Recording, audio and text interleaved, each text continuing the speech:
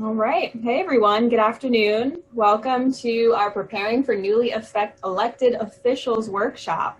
My name is Sandra Miola. I'm the director of the Coalition for the Delaware River Watershed. I'm really thrilled that you all are here and making time for all of these wonderful sessions we have throughout the course of 4 days.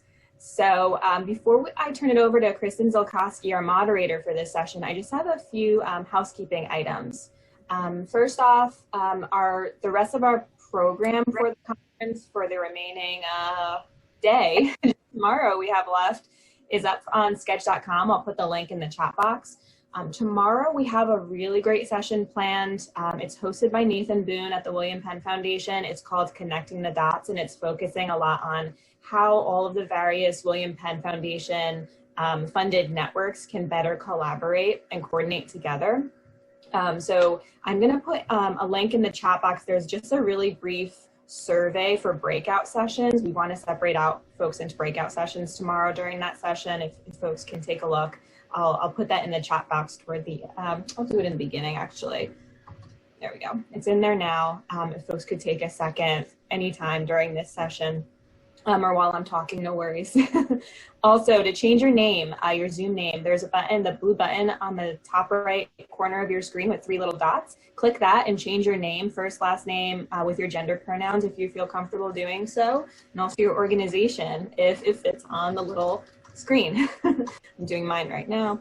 Please mute yourself if you're not speaking or if others are talking. And we have a relatively small group today, so we'll play it by ear toward the end. If we want to take, folks can take themselves off mute and participate that way rather than using the chat box. So without further ado, Kristin, take it away. Excellent. Well, good afternoon, everyone. Thanks so much for joining us. I'm Kristin Zilcosky. I'm the Director of Digital Engagement, and I work for both New Jersey LCV and Conservation Voters of Pennsylvania. And along with our sister affiliate in New York, our 3 organizations are a watershed-wide grantee of the William Penn Foundation. And so we're funded to provide capacity building support to all of you and organizations that are also part of the Delaware River Watershed Initiative and the Alliance for Watershed Education. And so one of those areas that we absolutely love to talk about, probably more than any other, is advocacy. And obviously you can't do good advocacy without having amazing relationships. So that's what we're really excited to talk to you about today. I am joined with the Executive Director of New Jersey LCV, Ed Potosnak, and the Executive Director of Conservation Voters of Pennsylvania, Josh McNeil. And so with that, we're gonna dive right in so we can make the most of our hour. And so I think I'm gonna turn it next over to Josh, if you could go to the next slide. Sure. I'm going to assume that if you chose to take this moment to come join us for this conversation, I don't need to give you a whole lot on the why here. But the theory behind this presentation and others is simply that we want things from our elected officials. We want them to change policies that'll help us protect river quality or preserve more open space. I think coming up, given the massive budget deficit that at least Pennsylvania is facing, we're going to want them to not cut our funding. Is going to be our big ask for the next year or two. So the goal of this, the goal of building the relationships ahead of time, is so that when you're calling and asking them to do a thing, you're not just some person who wants something from them. You're a trusted source of information. You're someone they know. You're someone who has been helpful to them, and hopefully someone that they consider a friend or at least an ally. And there are a lot of ways to do that. We're going to walk through them, but it's kind of simple human emotional intelligence that you're going to do better asking for things from people with whom you have a pre-existing relationship. So let's dive into how you build that relationship. Ed? Great, thanks, Josh. Ed Potosnak with New Jersey League of Conservation Voters. So I guess the next section is on, if you can go to the slide that says pre-election. So pre-election, this is before we have an election, before they're in between that interim period between election day and inauguration, and then they get all the staff of an office. In the case of a challenger who would be newly seated or an open seat where there isn't an incumbent running, that those are sort of the different areas. You have pre-election, then the election, this interim time, and then the service period. Pre-election is a really important time. It's probably, I would say, the most important time in a lot of ways to develop relationships, because every candidate for office, I don't know how many on this line. I would usually ask if you could raise your hand, but I think there is a raise your hand button, but we'll think it's a question. But you know, how many of you have run for office or are currently in office? When you put yourself on the ballot, it is a very risky thing to do because your personal name is out there and you could lose. And even if you're in a safe district or a safe election where you're an incumbent and you're popular and the person running against you is unknown and hated and has no money and there's no chance they're going to win, you are still nervous. You're on pins and needles and you're really paying attention to everything that's happening. That means you're reading the newspaper, you're watching TV, you're looking through any of the phone calls that are coming into you, your emails. You're just in this heightened sense of awareness. And because of that, it's a great time to interact with either elected officials or the candidates for office. As nonprofits, we have a unique ability to have a lot of things that we can key them in on to get them active. So we want to get to know them. We want to sort of have an opportunity to talk to them, hear a little bit about what's happening in their neck of the woods, and then also to tell them about the work that we do. So at New Jersey LCV, I think in Pennsylvania, you guys did this too with an agenda for the legislature. We went ahead and put one together with our partners. It was a nice, thick, glossy book. And we scheduled meetings with everyone who was running for office and anyone who would take our meeting, both the Democrat and Republican, and if there was an independent for office, we met with them to go over the agenda. And at that meeting, we also invited local constituents and local groups that work on the issues that we were covering. And it was really a great briefing opportunity to kind of go over a little bit about us, a little bit about some key issues that they need to know about, some of the hot topics as they were, and just to let them know that we're a resource. We have a mission and there's work that we're doing, and then as well other groups shared their information. There are also other things that you can do. You guys do a lot of stuff on the ground. So if you're having an event, you should invite the people running for office to come out and learn more about what you do. And I know Josh has a lot of experience with this and can share some great examples. Sure. Well, the first example is on your screen. So that's Representative Mary Isaacson from Center City, Philadelphia. She's fabulous. She's going to do the things we want her to do without even asking. But the Friends of Hackett's Garden invited her to their cleanup. And, you know, what they got out of it was the imprimatur of having a state representative come and do their thing. She got this opportunity to show her Facebook followers, Instagram followers, that she's actively participating and cleaning up the community. It's good for her.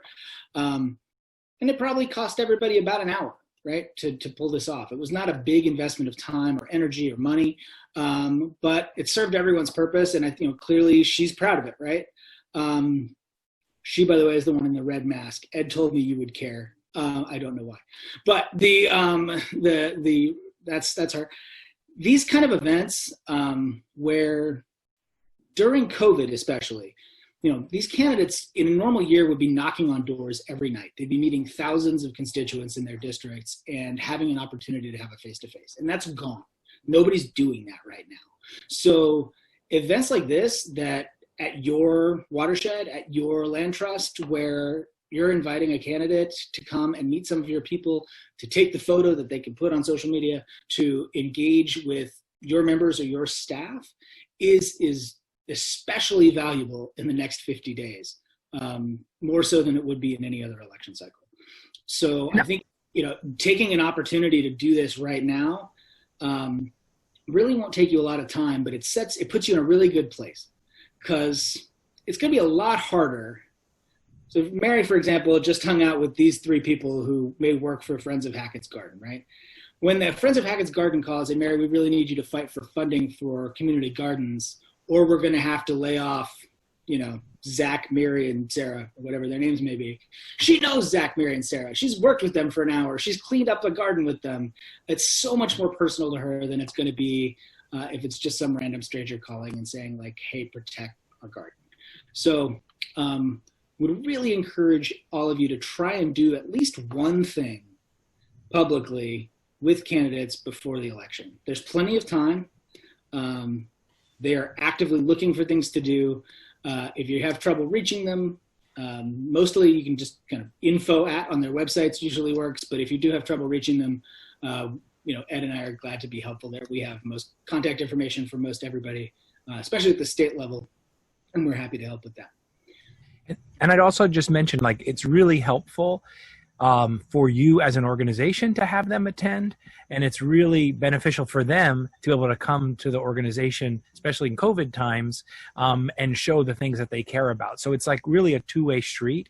And if you are inviting two candidates for office, a Democrat and Republican, and they happen to show up at the same time, and you think it's going to be awkward and whatever, don't worry about it. That makes you so important that both would show up. It elevates everything that you're doing in both of their perspectives and with the community in such a great way. That is like the best outcome. It's the thing not to worry about. It's actually pretty exciting.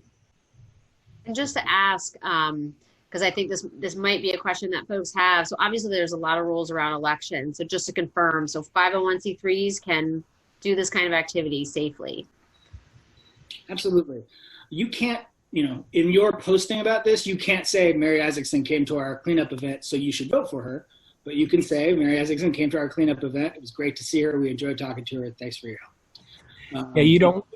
You want to just be careful as you're posting it to say, like, don't vote for the person, or, she's a great environmental champion, unless you would say that about the other person who showed up too.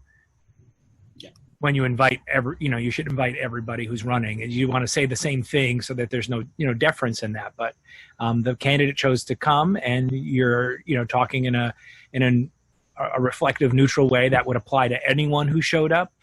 That's probably extremely safe. Yeah.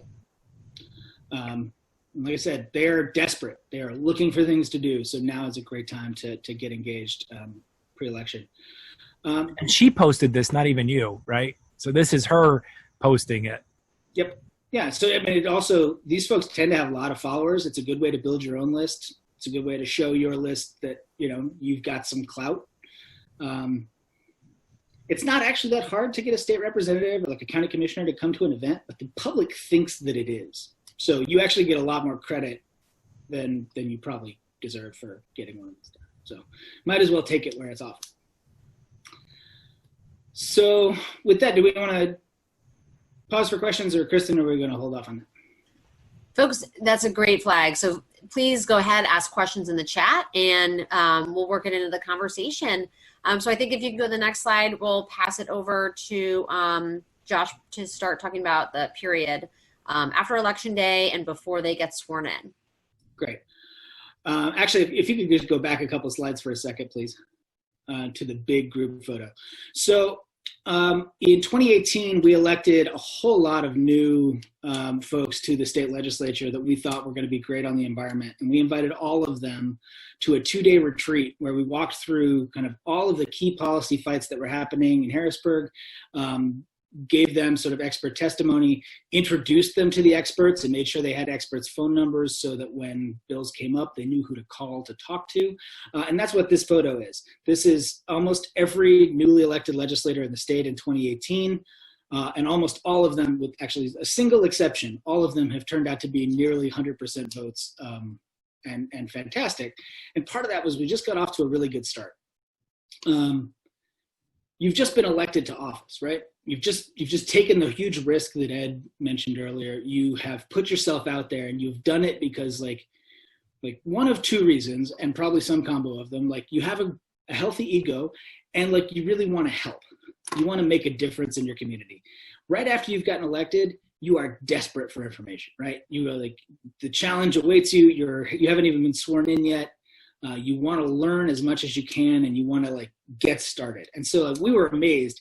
I think one candidate turned us down for this. It was a 2-day thing. It wasn't, this is not an hour-long event that they're just stopping in on. This was a big commitment, and they all took it because they were so desperate to like get started. And so there are going to be, I'm sorry, I don't know New York and New Jersey as well. In Pennsylvania, my guess is there are going to be about 20 new legislators and a whole lot of other sort of newly elected people after this coming election. And so all of them are going to want this sort of information. And we're not going to be able to do this live as we did last time.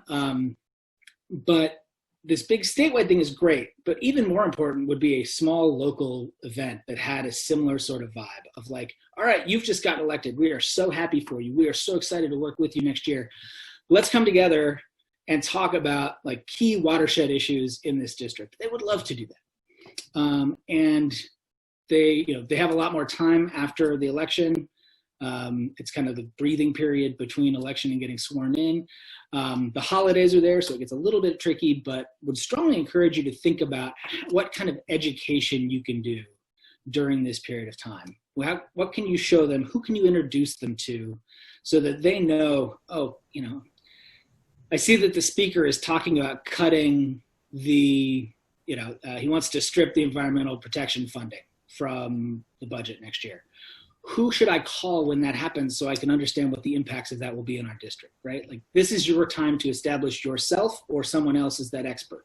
Maybe it's Andy Loza. But somebody needs to, this is your opportunity to like kind of fill their phone book with the people they can call once they're in office. So take a look at that. Ed, you've done some other good stuff during this period. Do you want to jump in? Yeah, Sandra, if you go back to the actual slide that says like post-election. So we've done a couple different things. We've had these like legislative briefings with members of Congress. So when we had a newly elected crop a few years back in New Jersey of, challengers who beat out some incumbents, it seemed like they had some experience on the environment. They were right on the issues, but really to understand all of New Jersey's issues, it would be helpful to have a briefing. So New Jersey Conservation Foundation and a number of other groups got together and did a series where we invited staff to come, and each of us presented like on 5 or 6 different topics. We had lunch and we got to meet their district or DC staff that work on environment issues. That was really cool. And then this picture here is of me and Congressman Tom Malinowski, where we did, just after he was inaugurated and installed into office, a Facebook fireside chat with the two of us sitting together on a camera and just having a conversation. I guess it was a little scripted, but it actually wasn't scripted. It was just like questions. Tell us a little bit what's like getting your office set up. How is it hiring staff? What are you seeing happening in Congress? What kinds of environmental issues have come up yet? And then we talked about a few issues that we think are important and that he's well positioned in his district, particularly the lead on, and just, took questions from Facebook, people that were viewing, and asked them. And he got to respond, and it was a really nice dialogue. And really, at that time, we didn't have a great relationship. We had done some pre-election work with him, but it really helped. And a couple of, like I mentioned earlier, and Josh emphasized as well, you don't want the only time that they're going to hear from you is when you want something or you need something or there's a real problem. So when we've had to reach out when bad things were happening, I was going to use another metaphor, like the relationship was already there. We knew the cell phone number of the staffer. We knew his cell phone number. We could get in contact. They knew who we were, and we could just build from there. And this is really important for elected officials because once they're in office, they want everyone to know them because their re-election starts that day, especially Congress. It's 2 years later. They were just elected. Now they've got basically 18 months or less to get everyone to know them well enough to get reelected. Their primary is maybe 12, 13 months away. I mean, it's kind of crazy. So it is something that you'd be helping them get known to your membership, and then you're developing that relationship. So you're getting a chance to talk and have them learn about your issues. So it's a really nice way to continue that conversation, a nice kind of activity that we found to be really beneficial. And we've done that with local, state legislators as well, and they love it. One guy, it was the first time he was ever on camera. He had I'm not gonna say who it is, one office, like, this is my first media interview or time I've ever been on camera. And he had already been in office for like 2 months. That's kind of interesting. And so, we made sure we had a nice conversation and didn't make him feel too uncomfortable. And he did a great job. And, he'll always remember that and us for that opportunity. So that's a cool thing. one other thing that I want to throw out that you can do either before the election or sort of before they're sworn in that would be really good is to help establish yourself as the expert that they want to talk to is op-eds and letters to the editor. So oftentimes, like during a bill fight, there'll be a whole lot of letters to the editor that are written about, whatever bill is being debated. In Pennsylvania, they just voted to get rid of Reggie. So that was great this week. A lot of letters and op-eds on that. But, somebody gets elected in the small local paper in their district. It's usually not very hard to get an LTE placed, and a quick one that says like, we got to meet this person. We talked about this. We're really excited to work with them in Harrisburg on these 3 issues that are of particular importance to our district. Like, is a very easy thing to do and a very good way to sort of publicly like pull them onto your side and like present the image that they're going to be with you. And like establishing that image goes a long way to making that image a reality. So, you can also do like Facebook and social is a great way to do that too, but an LTE still has some cachet and is a very light lift. So like it's essentially a congratulations, you won, we can't wait to work with you letter. I don't know that it's been published yet, but we're doing the newly elected commissioner to the board of directors of SEPTA. We just wrote an LTE for him. Like, we don't really know him particularly well, but we think he'll be good, and we want to sort of set him up as somebody who's good on these issues so that he kind of runs with that mantle. And an LTE is a simple and good way to do that. And everybody these days has Google Alerts set up. So as soon as they're in the press, they get an email and they'll, oh, what is it? And they'll read it. And you can be sure that the whole staff and the person you're targeting, and mentioning is going to be reading that. And what a great thing to have.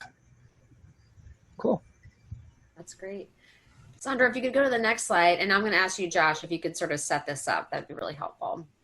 Sure. So then they're in office. They are elected officials. In Pennsylvania, that means they're, working all year round. Sadly, we wish for a shorter session, but we don't have one. And as Ed was just mentioning, like, we tend to get distracted with the policy. We're sort of always caring about what we want, how do we move that forward. They have to do that, and they also have to have re-election in their heads all the time. So again, anytime you can put them in front of the things that they want, right? They want to talk to voters. They want to talk to donors, especially, and they want to help. Like, most of these people, even the ones that I disagree with vehemently, like, they're there because they feel like they're helping. So any opportunity you can give them throughout the year to be a part of something in front of some people. And again, this has been, double down on this in COVID times. If you can give people an opportunity to speak to your members or to other people who care about the thing you care about, if you can give them an opportunity to speak in front of donors, they will be particularly appreciative. So 2 weeks ago, we had our big annual Green Gala. We did it virtually for the first time.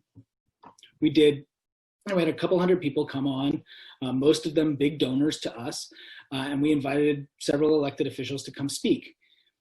For them, it took 5 minutes, right? They got in front of their computer, they hit record, they talked for 5 minutes, that was it. That was the sum total of their investment in it. But we really were able to offer them this platform and this way for them to address people and to talk.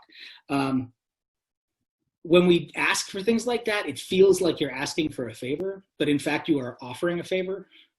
You are giving them the thing that they want. You're giving them access to people that they would not otherwise get to talk to. You are giving them you are saying to people, this person is important enough and good enough on our issue that you should listen to them. And so this is Summer Lee, state representative, first elected 2 years ago. The gas industry tried to crush her because she's so outspoken against the petrochemical plants being built out west. They spent like hundreds of thousands of dollars against her in a primary, and she still won with 70% of the vote because the voters love her. And so we called her up. We said, Summer, you're fabulous. You're a great speaker. We want to put you in front of like a statewide audience so they can hear what's going on in your district. And this is what we got.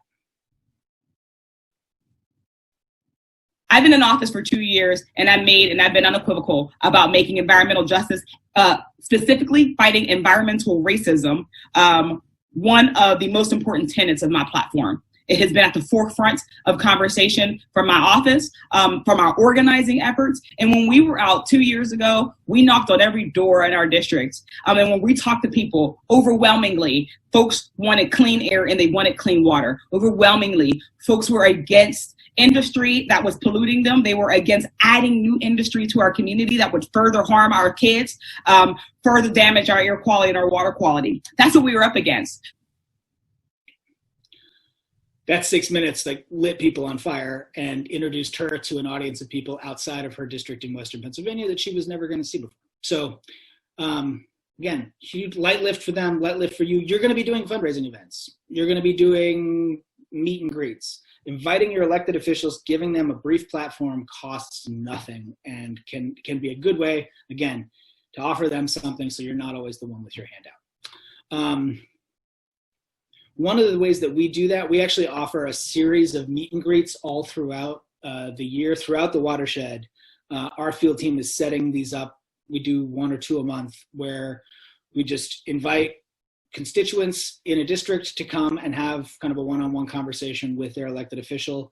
We've been partnering with local organizations on that. Would love to partner with you. If any of you have an interest in actually setting up one of these, we can be very helpful and have a lot of experience with it. And again, it is as there are companies that spend $20,000-$30,000 a month on lobbyists, and for a couple $100 and a couple hours of your time, you can build a relationship that's going to be stronger than anything a contract lobbyist can do. So if you're interested in that, please let us know, and let us know if we can help you. All right. Ed, do you have anything you want to add about the ongoing relationship? I think Josh covered it all. I was just going to say, like, from my perspective, an ongoing relationship is really about the pre-election piece, because they're always kind of thinking about the next election. But that's not always true, especially folks who have a long gap, like a 4-year, some of our state senators or federal senators, 6 years. They kind of get a little bit more relaxed in the first couple of years and then start paying much more hyper attention to everything again as the election draws near. But these are, similar periods in my mind. Awesome. One other thing I just want to throw out before we move on, social media, I hate it, but many of you probably enjoy it and are on it and can use it well. Retweeting somebody who does something good, reposting something, they notice that. They pay a lot of attention to it. I'll have legislators, like, when I talk to them, thank me for posting the thing that they said or promoting an article about something good that they did. So that's it's like positive accountability. It's just recognizing them for when they're doing the right thing and helping share it with your networks. Again, really light lift, and something that would always helps.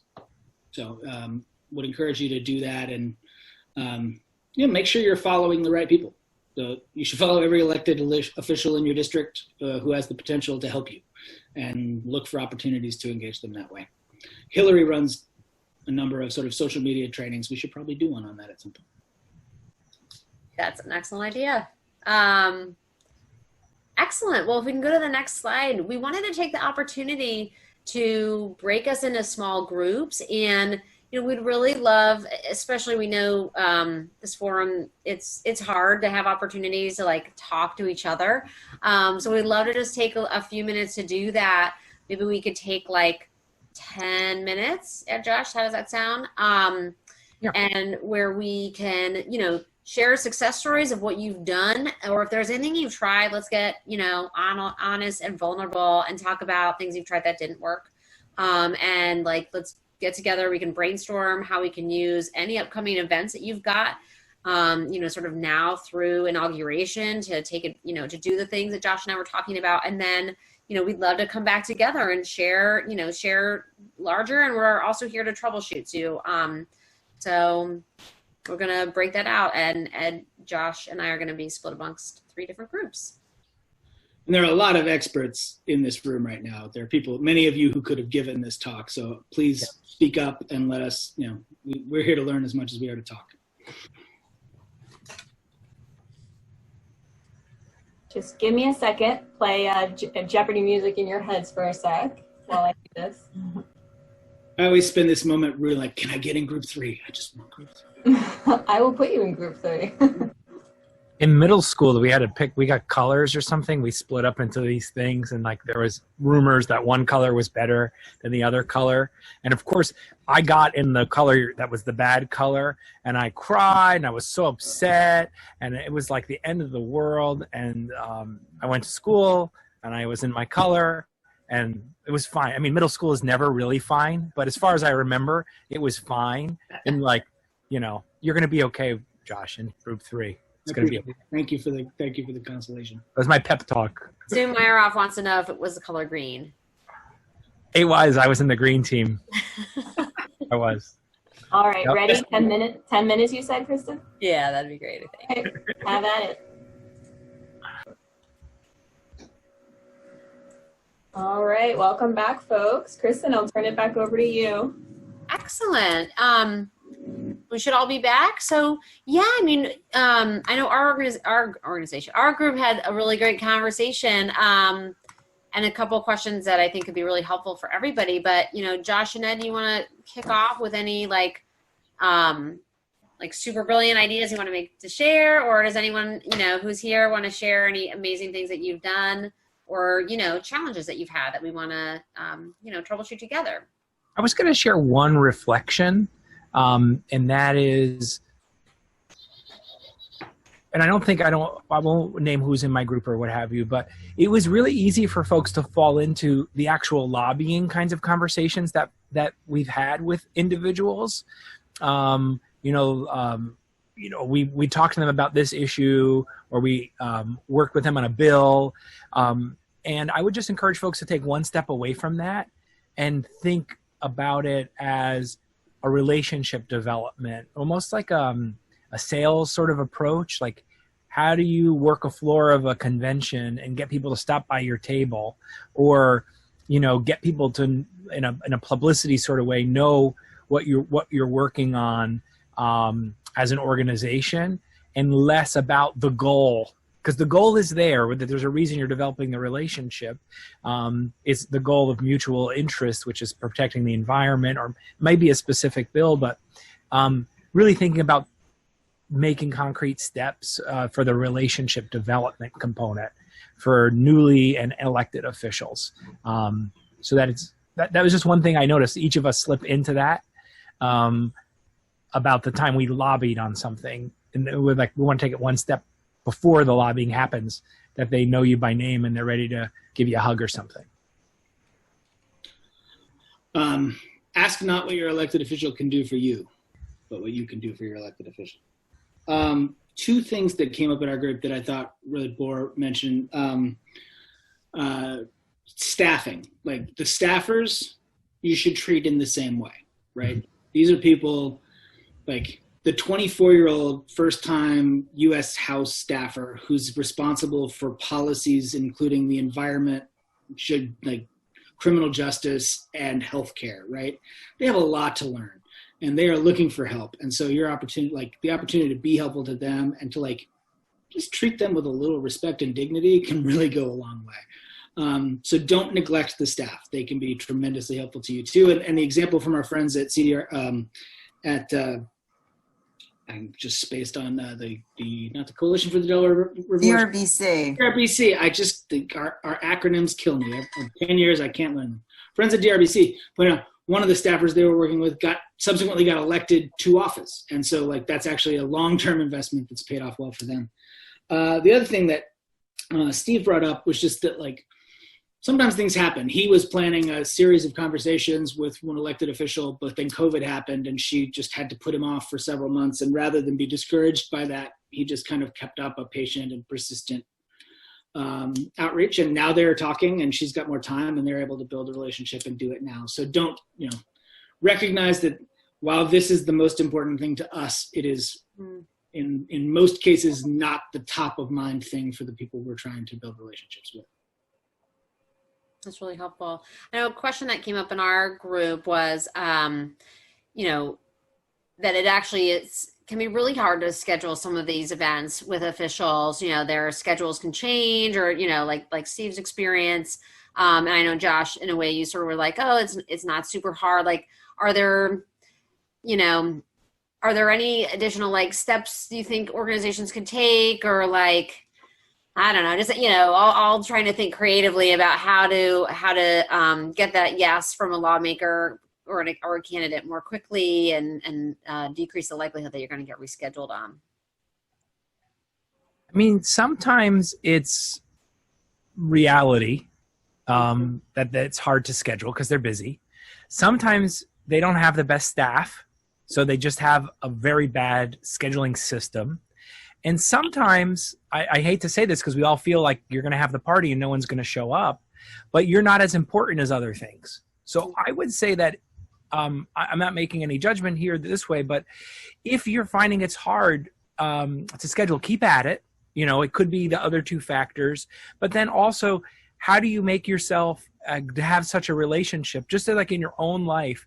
You know, there are some people who invite you over for dinner. Well, I know that's not a good example. There are some people who you will respond to an email with very quickly or a text message, and others you'll put off. Like the people who are texting me to vote right now. I put them off a little bit. But when my mom says, hey, I'm at the store, which of these 2 batteries do you need?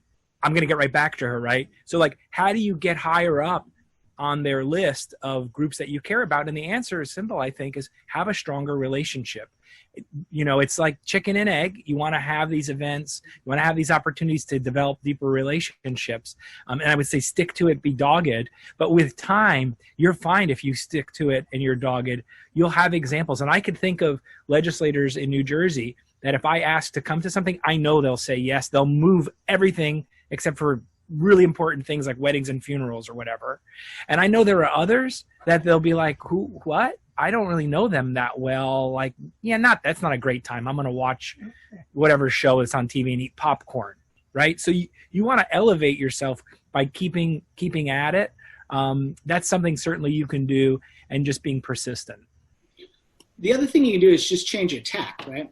If someone is like putting you off because they don't want to do a one-on-one with you to talk about policy, they might be a lot more interested if it was a meeting with you and your board of directors, which includes like a couple of very wealthy people in the community whose names they probably know. Like, they might be a lot faster to respond to that. Or they might be more interested in doing something, you know, out in a park than a Zoom meeting, or vice versa. So like, don't pick one thing and keep hammering at it if they're signaling they don't want to do it. Try some other options and try to find the thing that they want to do. Do folks have, you know, successes that you want to share, or, you know, challenges that you wanted to, you know, bring to the group?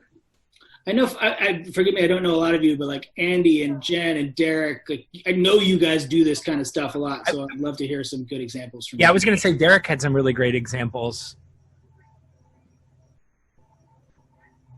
Derek has to unmute himself. No, I mean, I could just speak locally. I mean, I know this is outside the Delaware, but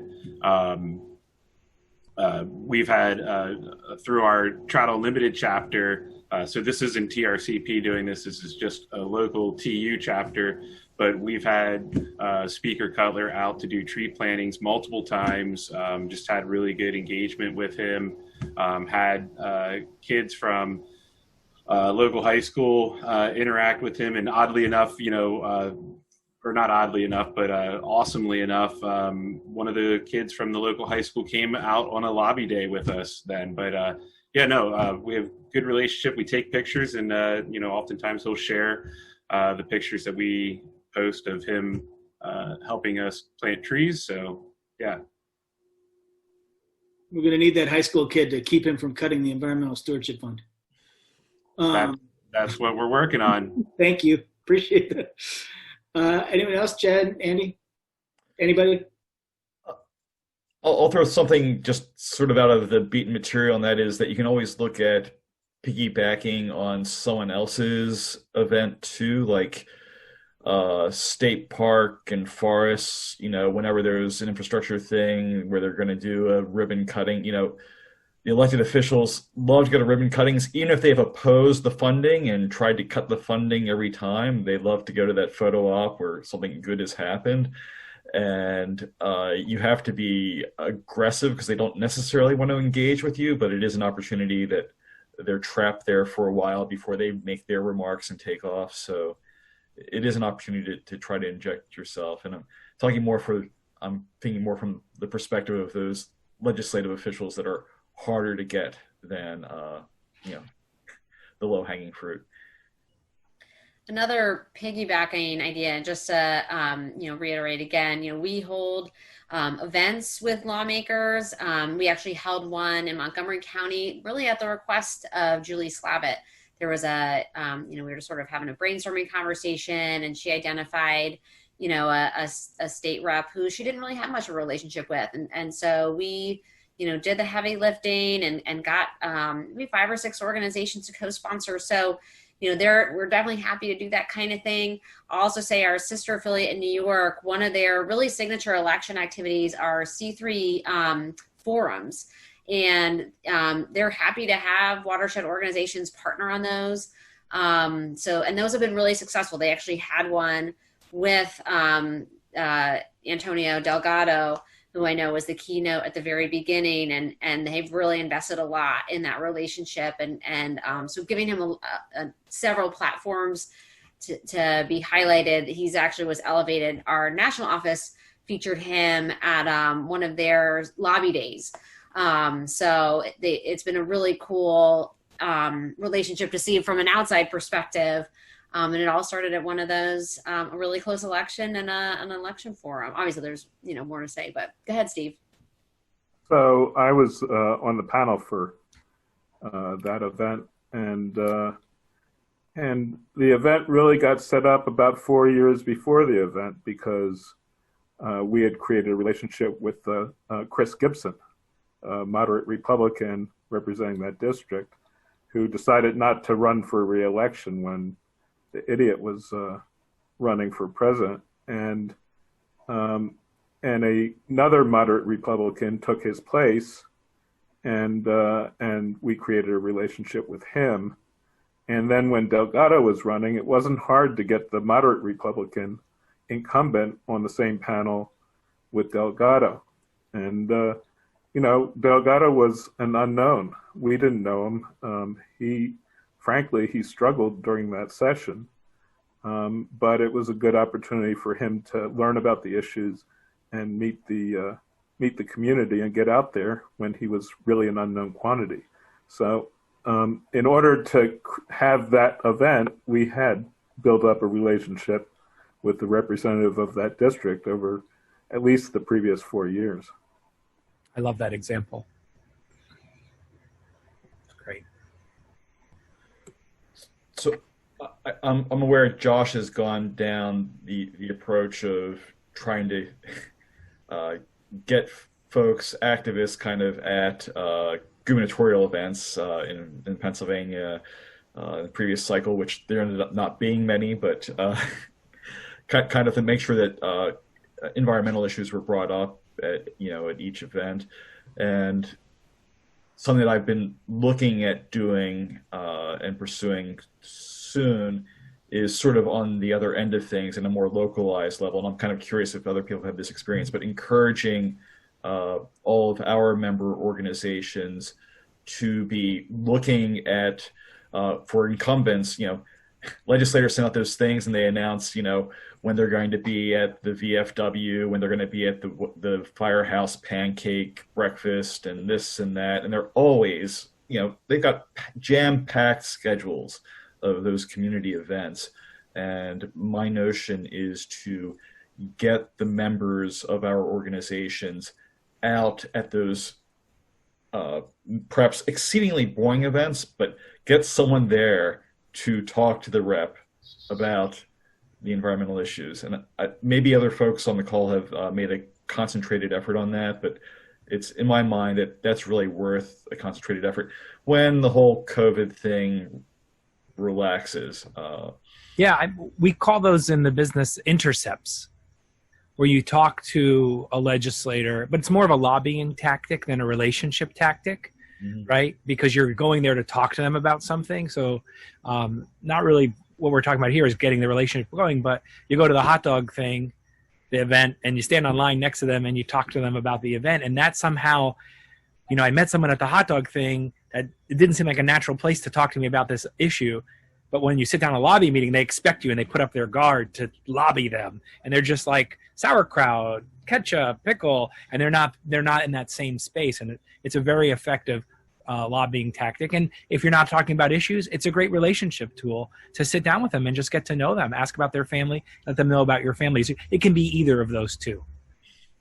I think it's great. And, you know, in New Jersey, we plot those out as part of our plans. I know my local rep has actually hated it when I've shown up at the high school. That's why I say, like, maybe it's not a good relationship development tool. I think it can be. You just got to treat it like a relationship. Like, you just have to not work, right? You just have to be a person and, like, let them be a person. And in that way, it can be good and less sort of sneaky, I suppose. But, cool. Well, we really appreciate everyone's time today. We've only got a couple minutes left and we want to respect your time.